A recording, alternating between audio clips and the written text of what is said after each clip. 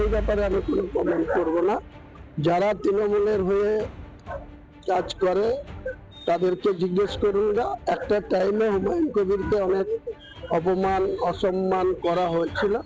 এখন প্রশাসনের মাধ্যমে এবং যারা এদের হয়ে দালালি করে তারা বিভিন্নভাবে বলছে যে যা হয়েছে হয়েছে, মুর্শিদাবাদে একটা সিট অ্যাডজাস্টমেন্ট। কিন্তু আমি এই দলটার জন্ম হয়েছে একটাই কারণে, যে তোলাবাজি করা, মানুষের সঙ্গে মিথ্যাচার করা, শুধু সরকারি কোষাগার থেকে মন্দির করা। 2 বছরের বাধার চেষ্টা হয়েছিল। বাধা যতই আসুক বাধাকে অতিক্রম করব। বাংলার কোনো শক্তি নাই, ভারতবর্ষের কোনো শক্তি নাই। 2 বছরের বাধার চেষ্টা হয়েছিল। বাধা যতই আসুক বাধাকে অতিক্রম করব। বাংলার কোনো শক্তি নাই, ভারতবর্ষের কোনো শক্তি নাই। হুমায়ুন কবির কি বলছেন আমি ঠিক বুঝতে পারছি না। যে এর আগে অনেকগুলো কথা বলছেন, আবার এখন অন্য কথা বলছেন, এবং তার মাঝখানে কি কথা বলছেন। গতকাল তিনি বললেন যে মমতা বন্দ্যোপাধ্যায় তৃণমূল কংগ্রেস অনেক নাকি অপমান করেছে তাকে, তার নাকি খুব ব্যথা ছিল, মনে কষ্ট ছিল, দুঃখ ছিল, তৃণমূল কংগ্রেস ছেড়ে তিনি চলে এসেছিলেন। আবার তিনি বলছেন কেউ যদি সমঝোতা চায় তাহলে ভেবে দেখবো।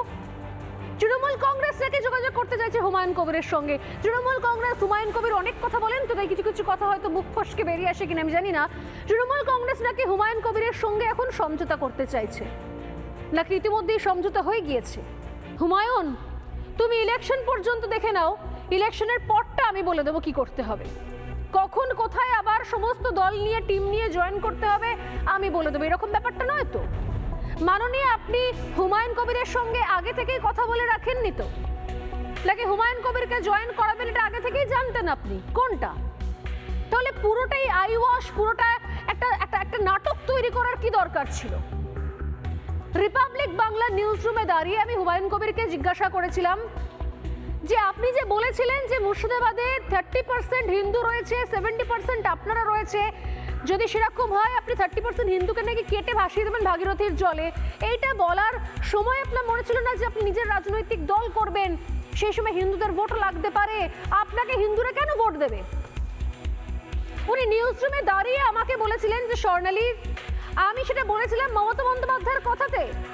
মমতা বন্দ্যোপাধ্যায় আমাকে সেই সময় বলতে বলেছিলেন বলে তাই বলেছিলাম। আমরা আবারও তাকে প্রশ্ন করি, মমতা বন্দ্যোপাধ্যায় আপনাকে শিখিয়ে দিয়েছিল? উনি বলছেন যে মমতা বন্দ্যোপাধ্যায় যদি না বলতেন, যদি আমি সেরকম কথা না বলতাম, তাহলে সেখান থেকে আমি তৃণমূল কংগ্রেসের প্রার্থীকে জেতাতে পারতাম না। তিনি বহিরাগত প্রার্থী ছিলেন, তাকে আমি জেতাতাম কি করে? অধীরের গড় থেকে জেতাতাম কি করে? আমি আজকে ক্ষমা চাইছি এই সমস্ত হিন্দুদের কাছে। তাহলে কি দাঁড়ালো? মুদ্রার এপিঠ আর ওপিঠ। এই সমস্ত ঘটনাগুলো যখন সামনে আসছে ঠিক তখন সামনে আসছে যে এরপর এখানেই না থেমে হুমায়ুন কবির আরো সামনে এগিয়ে নিয়ে যাবেন। আগামী দিনে বাবরি যাত্রার কথাও শুনতে পাওয়া যাচ্ছে, যদিও সেই বাবরি যাত্রা পিছিয়ে গিয়েছে, নাকি পুলিশ পারমিশন দেয়নি। আসলে এটাও আইওয়াশ কিনা, এটাও একটা আসলে লোক দেখানো কিনা, সেই বিষয়টাও আমি দেখাবো। তবে তার আগে আমি দেখাই যে সেই দিন রিপাবলিক বাংলা নিউজ রুমে এসে হুমায়ুন কবির কি মারাত্মক স্বীকারোক্তি দিয়ে গিয়েছিলেন, শুনুন। আপনি বলছেন যে ফিরাদ হাকিমের বিরুদ্ধে ব্যবস্থা নেওয়া উচিত ছিল।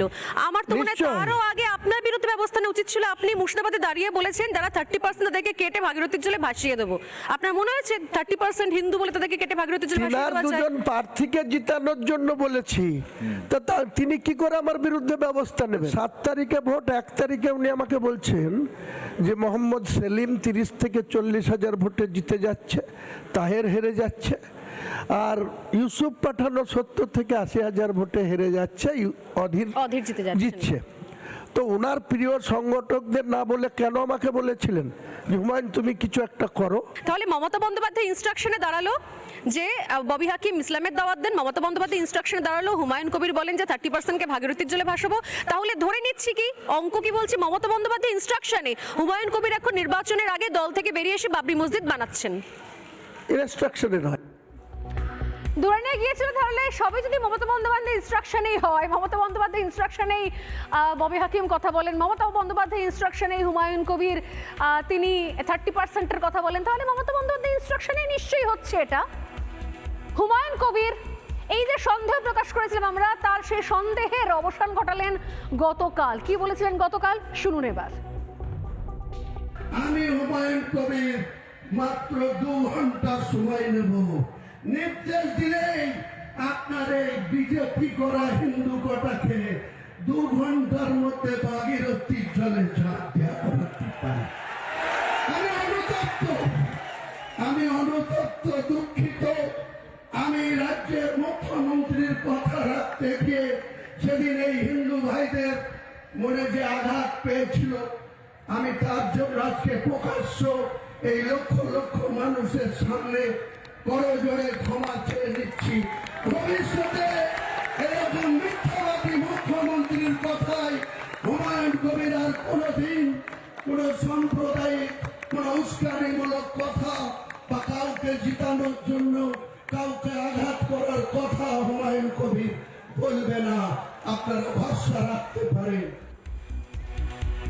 অসাধারণ। আমার মনে হয় যে এরপর আর কোনো নাটকের কিছু আর অবশিষ্ট রইল না, পুরো স্ক্রিপ্টটাই স্পষ্ট হয়ে গেল। হুমায়ুন কবির তিনি অতিরিক্ত কথা বলতে বলতে বলতে পুরো স্ক্রিপ্টটাই বোধহয় বলে ফেললেন। আর এরপরও যদি কিছু শ্রেণী মানুষ ভেবে থাকে যে না আসলে মমতা বন্দ্যোপাধ্যায়ের সঙ্গে মমতা বন্দ্যোপাধ্যায় হুমায়ুন কবিরকে অ্যালাউ করেনি, মমতা বন্দ্যোপাধ্যায় হুমায়ুন কবিরকে শাস্তি দিয়েছেন, তাকে দল থেকে বেরিয়ে যেতে বলেছেন, হুমায়ুন কবিরও বুক বড় অভিমান নিয়ে দল থেকে বেরিয়ে গিয়ে আলাদা করে নিজের দল খুলেছে জনতা উন্নয়ন পার্টি, তাহলে এর থেকে বেশি বোকা, এর থেকে বেশি মূর্খামির পরিচয় আর কিছু বিশেষ দিতে পারবো না আমরা। আসলে পুরোটাই কি গট আপ গেম নয়? নানা ধরনের কন্টেন্ট দেখার জন্য লাইক করুন, শেয়ার করুন আমাদের ফেসবুক পেজ, সাবস্ক্রাইব করুন আমাদের ইউটিউব চ্যানেল। পাশাপাশি অন্যান্য ব্রেকিং নিউজের জন্য অবশ্যই চোখ রাখুন রিপাবলিক বাংলায়।